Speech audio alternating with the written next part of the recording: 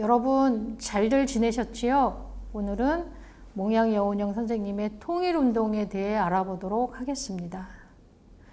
일본은 1910년 우리나라를 강제로 점령하고 1차 세계대전에 참전하고 중국 만주를 점령하고 중일전쟁을 일으키고 1941년에는 미국의 하와이 진주만을 기습하여 승승장구하는 듯 하였지만 사실은 몰락의 길로 가고 있었어요. 일제는 전쟁에서 질 것을 알면서도 미국에게 막무가내로 저항했어요.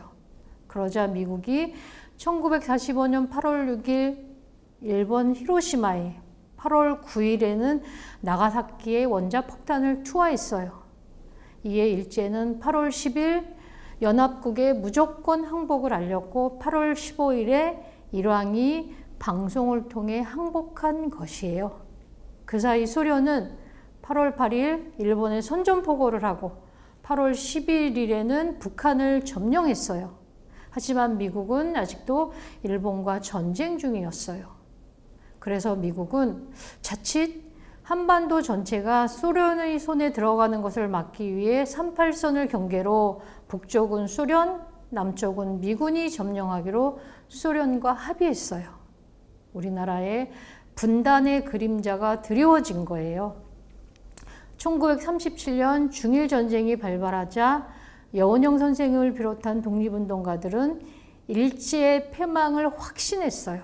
1932년 감옥살이를 마치고 국내에서 활동하던 여운형 선생은 비밀리에 건국동맹을 조직해 일제의 패망에 대비했어요. 일본의 항복을 알고 있었던 조선총독부의 정무총감 엔도는 일왕의 항복 방송 직전인 8월 15일 오전에 몰래 여운형 선생을 만났어요. 선생에게 치안 유지권을 넘길 테니 우리 일본 사람들이 무사히 일본으로 돌아갈 수 있도록 안전을 보장해달라고 요청했어요.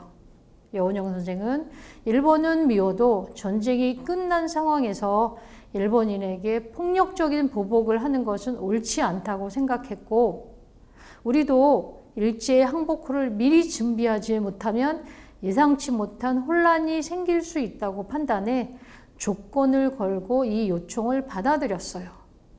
그리고 일본의 항복선언이 나오자 건국동맹을 중심으로 건국준비위원회를 조직하였고 여운형 선생은 위원장에 추대되었어요. 건국준비위원회는 모든 정치 세력을 총망라하는 조직으로 치안 유지와 식량 대책 등 급한 문제를 발빠르게 해결했어요. 하지만 소련을 추종하는 좌익과 미국을 추종하는 우익으로 사람들이 나누기 시작하면서 건국준비위원회는 지속될 수 없었어요.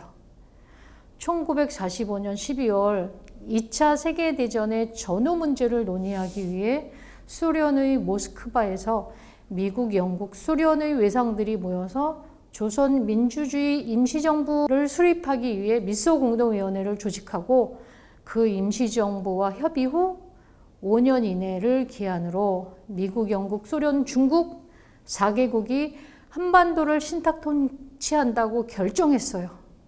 이에 온 나라가 신탁 통치 반대와 찬성으로 나뉘어 아주 혼란스러웠어요. 예정대로 1946년 3월 조선 민주주의 임시정부 수립을 위해 1차 미소공동위원회가 열렸지만 임시정부 수립을 위해 협의할 대상의 범위를 놓고 미국과 소련은 대립했어요. 그들은 서로 자신들을 추종하는 세력을 협의 대상으로 하기 위해 충돌하다가 결국은 결렬되고 말았어요. 이에 이승만 박사는 미소공동위원회가 다시 열릴 기미가 보이지 않아 통일정부 구성이 여의치 않으니 남한만이라도 단독정부를 수립하자고 주장했어요. 좌우 대립이 격화되고 단독정부 수립 주장까지 나오자 1946년 7월 여운형 선생과 김규식 선생은 남북분단을 막고 통일정부를 세우기 위해 좌우익 인사들로 좌우 합 자유학자위원회를 구성하여 좌우의 간격을 좁히려고 노력했지만 여러 가지 문제로 진통을 겪고 있었어요.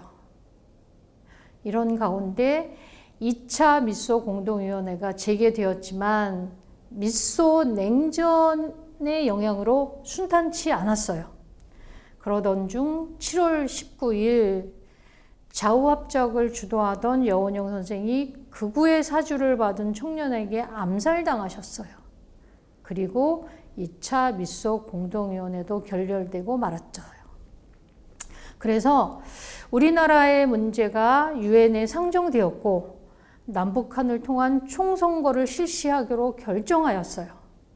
하지만 소련이 이를 받아들이지 않자 가능한 지역의 선거로 바뀌면서 남한만의 선거를 하게 되었어요.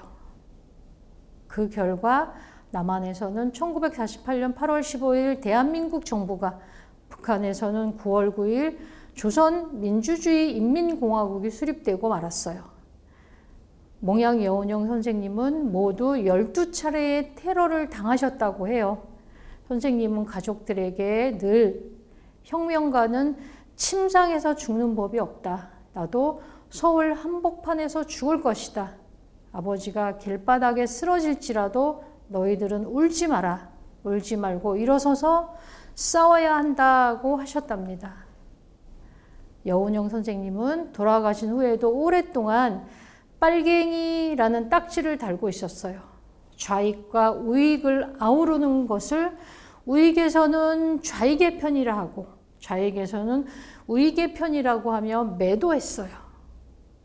우리나라에서는 1962년부터 독립운동가에게 훈장을 수여하면서 선생님께는 2005년이 되어서야 독립운동가로 인정하고 훈장을 드렸답니다.